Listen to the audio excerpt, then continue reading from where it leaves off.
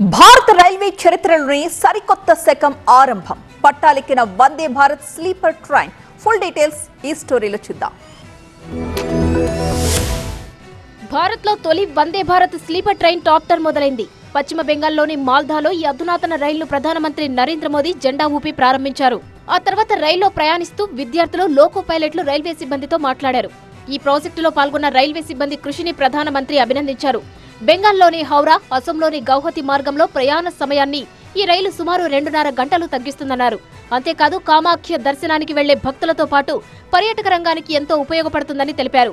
ఈ స్లీపర్ రైలు బెంగాల్ అభివృద్ధికి మరింత సహాయపడుతుందని మోదీ అన్నారు.